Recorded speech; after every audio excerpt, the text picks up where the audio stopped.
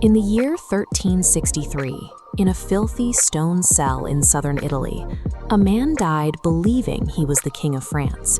He was not treated like a king. He was tortured like a criminal, dropped into boiling water, and left to rot.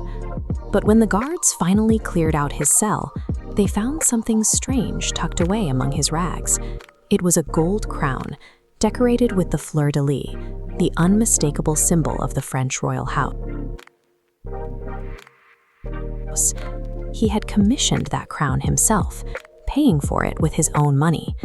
In a world with no fingerprints or birth certificates, a crown was more than jewelry. If you looked like a king and enough powerful people said you were a king, you were a king. Or was he telling the truth? A truth that would mean the French crown had been sitting on a stolen throne for decades. Our story starts nearly 50 years before that prisoner's death. March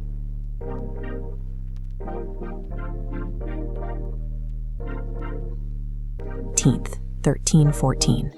On an island in the middle of the Seine, the French crown is burning the leadership of the Knights Templar alive. Officially, they were heretics. Unofficially, King Philip IV was bankrupt, and the Templars had become too wealthy and too influential for him to tolerate any longer. As the flames reached Jacques de Molay, the order's Grand Master, he did not beg for any mercy. Instead, witnesses say he leveled a final, defiant cry at his executioners. He cursed them. He summoned King Philip and the Pope to answer for their crimes before the tribunal of God within the year. Whether de Molay actually spoke those words is a matter of legend, but the facts that followed didn't care about the source. Within months, the stability of the realm began to disintegrate. This chart shows the Capetian dynasty. For over 3 centuries, they had achieved the impossible in medieval politics, passing the crown from father to son unbroken for 320 years. Then the collapse began. 8 months after the fire, King Philip the Fair, a man in his prime, was dead at 46. His eldest son, Louis X, took the throne. He died 2 years later at age 26, under what chroniclers described as strange circumstances. Louis left behind an infant son, John I. He lived for only 5 days.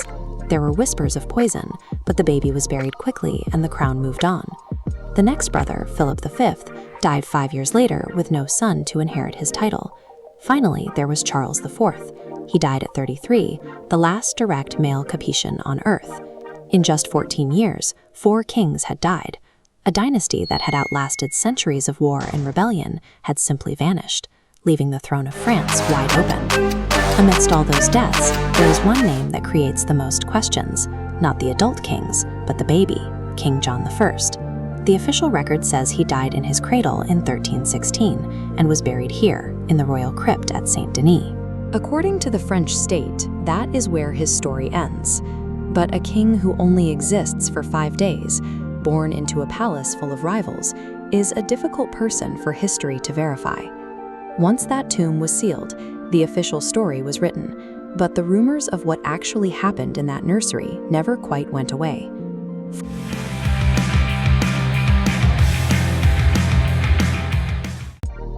40 years later, we find the potential answer in the Italian city-state of Siena. There lived a sickly cloth merchant who was the exact age that the dead infant king would have been. This merchant was approached with a story that seemed impossible, a tale of a switched cradle, a secret confession from a dying nurse, and the claim that a crown had belonged to him since the day he was born. Whether he was a king, a fraud, or something far sadder than either is what we have to find out. Because in Siena, the merchant was about to stop selling cloth and start reclaiming a kingdom.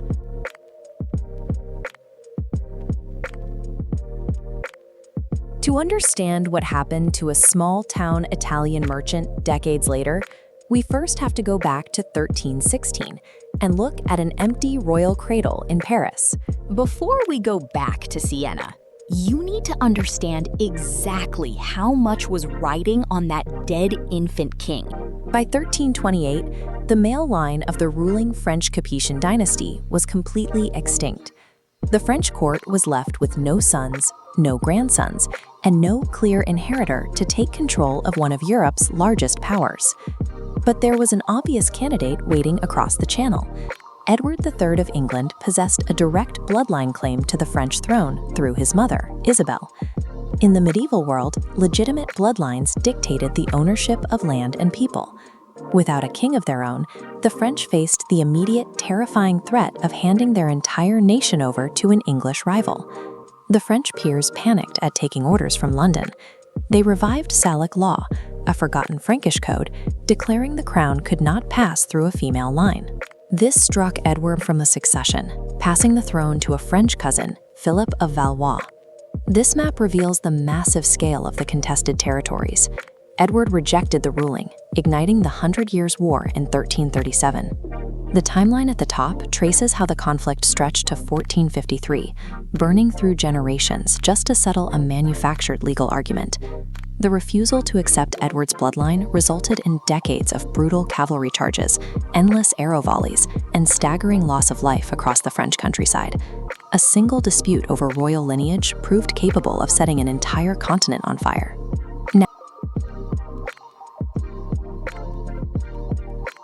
Now let's leave the battlefields behind and travel to the peaceful, sunlit streets of Siena, Italy.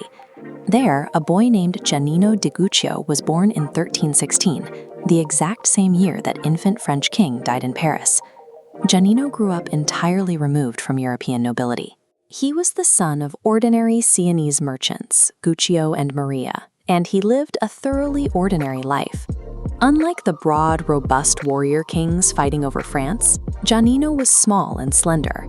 He even believed that heavy manual labor in his youth had permanently stunted his physical growth. He worked for a living, kept his head down, and carried none of the imposing traits associated with royalty. But Giannino was ambitious. Over the years, he worked his way up through Sienese society to earn genuine civic standing. He eventually secured a position as a magistrate for the Bicerna, managing the highly respected financial administration of Siena from within its stone palaces. He also built deep family ties to the Tolomei, a prominent regional money-lending house. Even when that firm suffered an economic collapse, dragging many into poverty, Giannino managed to survive the fallout and maintain his status. By middle age, he was a respected, self-made man. His identity was defined entirely by his ledgers and his civic duties, completely insulated from the bloodshed happening across the English Channel. That insulation vanished in 1350. Giannino found himself caring for a sick French knight named Francesco Guifredi. Through the haze of a severe fever, the knight told his caretaker a bizarre story. He spoke of a royal cradle, an infant swap in the dead of night, and a stolen identity. Giannino listened, and then he dismissed it. He treated the tale as the delirious ramblings of a sick man. He made an active choice to ignore the rumor entirely, going right back to his financial ledgers and his quiet merchant routine. He had no idea that 4 years later, that decision would be taken out of his hands. The exact same story would be brought back to his doorstep by one of the most famous and dangerous political figures in all of Italy.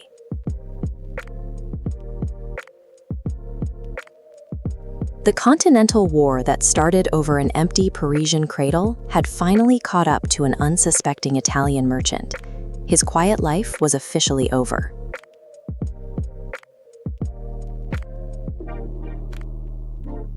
In the early autumn of 1354, 4 years after a strange rumor first surfaced in a Sienese sick room, a letter reached Giannino di Guccio. It didn't come from a business partner or a relative. It came from the ruins of the ancient Roman Forum. The message tore Giannino away from his fabric shop and his ordinary life. It was a summons from a man who was currently the most discussed, and certainly the most feared, political figure in Italy. His name was Cola di Rienzo. Despite the regal robes, Cola was the son of an innkeeper and a laundrywoman. He was as far from the established nobility as Giannino was from the French crown.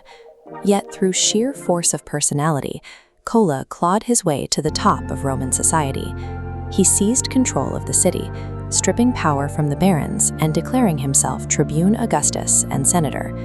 By the time he wrote to Giannino, Cola was operating under a heavy obsession. He wanted to drag Rome back to the glory of the ancient Caesars, and he was convinced he was the central figure in a grand, unfolding prophecy.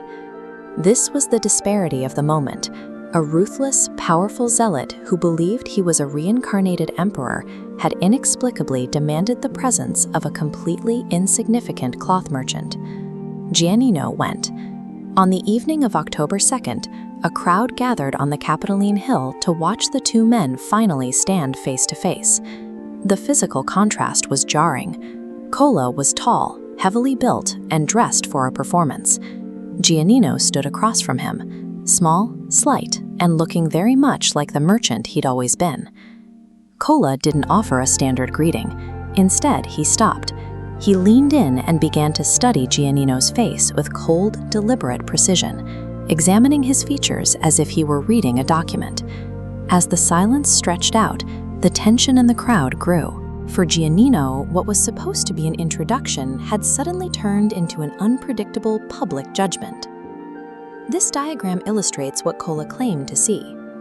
Pointing to the merchant, the tribune announced to the witnesses that Giannino's forehead was an exact match to that of Queen Clementia of Hungary. He moved his hand down, mapping the structure of the lower jaw and the mouth as unmistakably belonging to the royal Capetian bloodline. Finally, he looked closely at Giannino's eyes and told the assembly that he recognized the exact gaze of King St. Louis himself, a resemblance he claimed to know from royal portraits. Then, in a moment that shocked the Roman crowd, the tribune of Rome, the man who had humbled the city's nobility, dropped to his knees and kissed the merchant's foot. While still kneeling, Cola formally hailed Giannino di Guccio as the true King John I of France. This single act of submission pulled a quiet, unbelievable rumor out of the shadows and placed it directly into the hands of a man with the power to act on it. Looking past the theater of the Capitol, it's clear that Cola's kneeling was a calculated move. He was using this merchant as a political weapon. If he could produce a true Capetian heir, he could invalidate the claims of the Valois and the English simultaneously, potentially ending the 100 Years' War with a single stroke. This photograph shows the Palais des Papes in Avignon. The papacy had been based here for decades, away from Italy. Cola believed a French king restored by his own hand would be enough to force the Pope to abandon this fortress and return to Rome. Finally, there was his messianic ambition. Cola was convinced this merchant was the king destined to lead a final, glorious crusade to liberate Jerusalem. Cola di Rienzo recognized a king because his grand European vision required one to exist.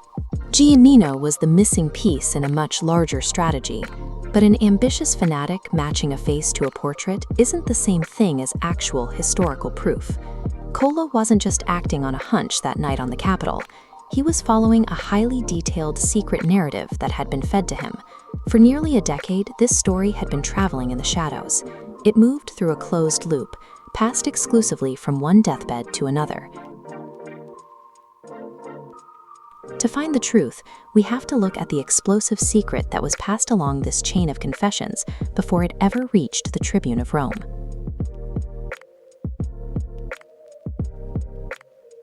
The document that carries this story, the Historia, reads like a confession, a desperate record of a mother's absolute terror.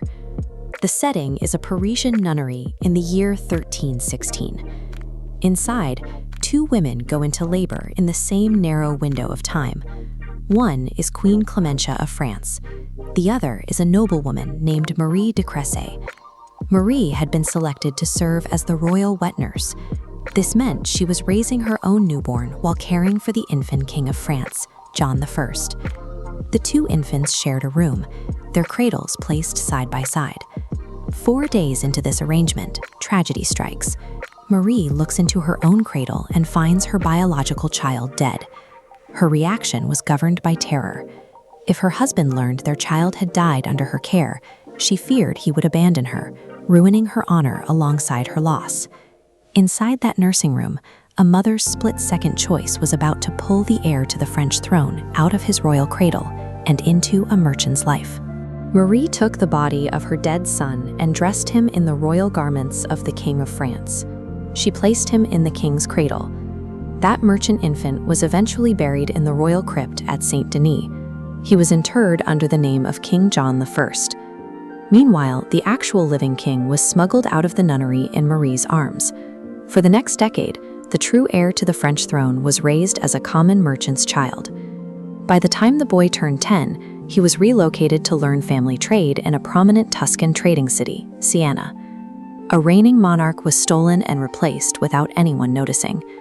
In 1316, there was no official oversight in that room, and no one was checking the identity of an infant in a cradle. A secret like this only survives 50 years if there is a chain of people willing to carry it forward across Europe. The Historia maps this chain exactly. In 1345, dying Marie confessed to Friar Giordano. Giordano passed the secret to Friar Antonio. In 1354, an ill Antonio sent a letter to Rome's Cola di Rienzo. Cola used Ptolemy bank records, finally tracking him to Siena. The journey of this information was incredibly fragile, traveling from a hidden Parisian nunnery to a Roman tribune's desk over the course of half a century.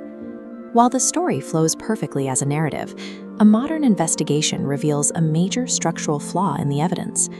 Every link in that chain, the mother, the hermit, the monk, and the tribune, was either dead or entirely unavailable to testify by the time the secret reached its subject. It raises a difficult question. What happens to the validity of a truth when it relies entirely on a sequence of people who are no longer there to verify it? Giannino di Guccio did not ask that question. Upon hearing the news, he fully accepted that he was the rightful king of France. He was about to spend the rest of his life fighting for a crown, using evidence that rested on the word of ghosts.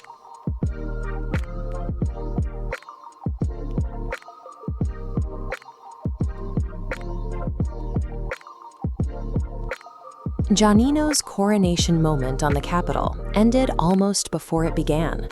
Months after kneeling and kissing Giannino's foot, the tribune Cola di Rienzo was assassinated by an angry Roman mob. The man who bankrolled the prophecy, the single powerful figure who had validated Giannino's claim, was dead. Most people in his position would have returned home to Siena, resuming the quiet ledgers and civic duties of a merchant's life. Giannino did not. He held on to the title, even though the only man who recognized it was now buried in a Roman grave. Instead of going home, he spent years traveling from court to court across Europe. He rode through Hungary and Germany, seeking an audience with any monarch who might acknowledge his lineage. The journey eventually led him to Avignon, attempting to secure a meeting with the Pope, the highest arbitrator of royal legitimacy in the medieval world. Pope Innocent VI refused to even open the door for an audience. Without the Church's recognition, Giannino's claim had no legal standing in the courts of Europe. It remained a private story with no public power. To move forward, Giannino had to master the mechanics of 14th century identity. There were no birth certificates to settle a lineage dispute, and no biological records to verify a face. In this era, the law relied on outward markers to determine a person's status. A man's identity was constructed from the objects he carried, the specific heraldry, seals, and livery that society used to distinguish a peasant from a prince. Giannino realized that if he could not find his proof, he could manufacture it. He established a workshop designed to forge the physical evidence of his kingship, piece by piece.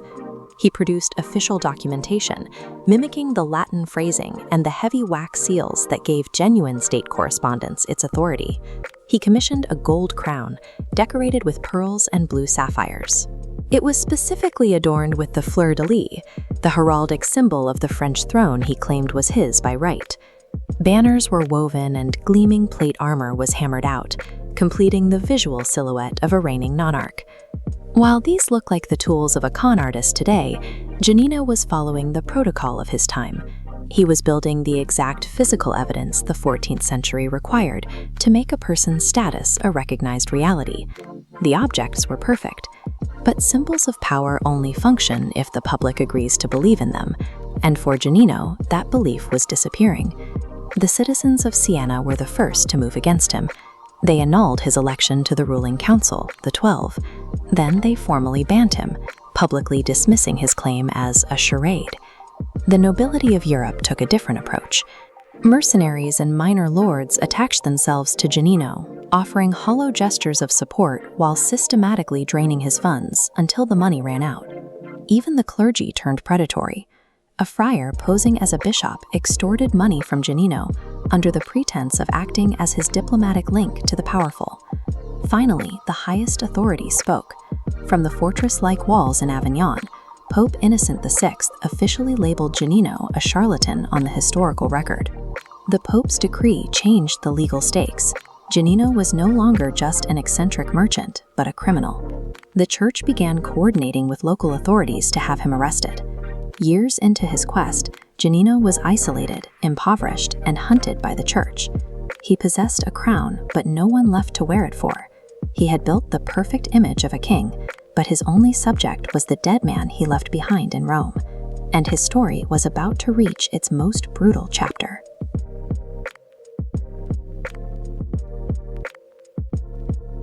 By the early 1360s, Giannino di Guccio's quest had run out of road. He was captured in the region of Provence, a long way from the grandeur of his earlier years. He didn't accept captivity quietly. In a prison in Marseille, he attempted a desperate escape. He knotted bedsheets together and lowered himself out of a high window, risking his life on a few fragile strips of cloth. It worked, at least temporarily. He made it out onto the streets and survived as a beggar. This self-proclaimed king was now hiding in plain sight, living on nothing. Yet even in absolute ruin, he couldn't help himself. He was incapable of dropping the royal persona he had inhabited for years. In a moment of vulnerability, he confessed his true identity to a sympathetic innkeeper. A neighbor overheard the conversation, walked to the authorities, and turned him in. Giannino was rearrested. His capture didn't come from a sweeping political maneuver by the French crown or a brilliant military trap. He gave himself away because he refused to stop acting like a monarch. This time, the state didn't even dignify him with charges of royal fraud. Instead, they accused him of sodomy and falsifying currency. The very workshop that had forged his royal letters and golden crown was now used to paint him as a common criminal. The interrogations were brutal. During his imprisonment, he survived being dropped into a vat of boiling water, a deliberate physical punishment meant to break him. Eventually, his captors transferred him to Naples, locking him inside the Castel dell'Ovo. It was in this seaside fortress, in 1363, that Giannino di Guccio died from the sheer severity of his mistreatment.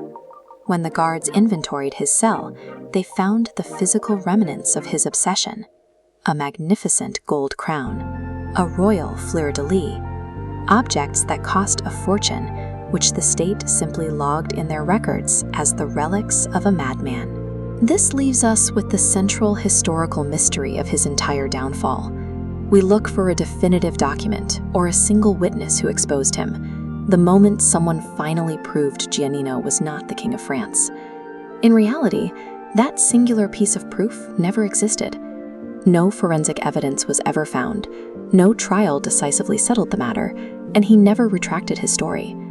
Giannino was undone by something much slower and colder.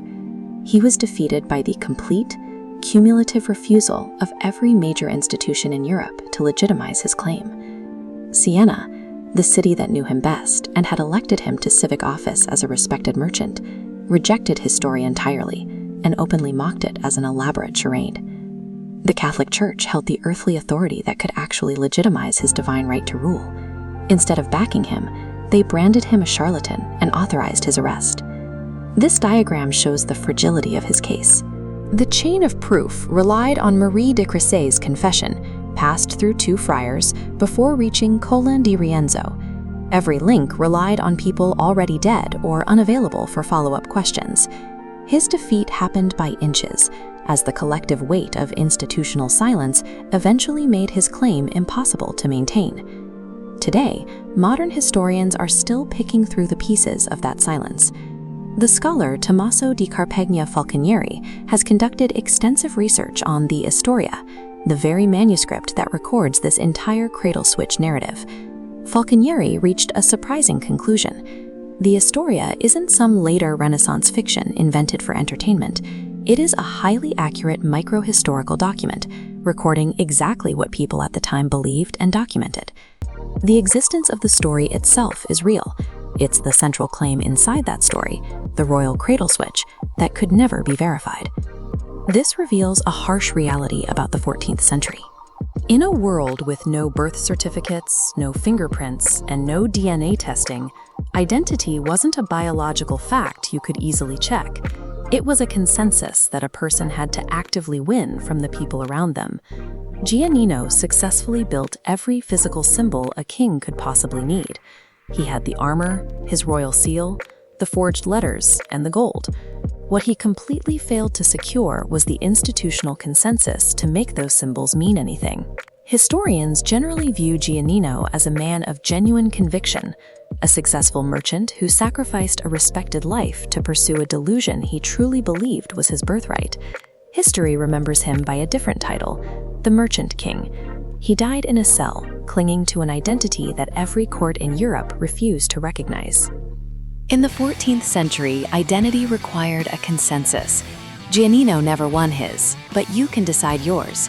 Drop your verdict in the comments. Was this a tragic tale of absolute belief, or the longest grift in medieval history? If you enjoyed this deep dive into the Merchant King, click the video on your screen right now to explore more medieval mysteries, and subscribe so you don't miss our next chapter.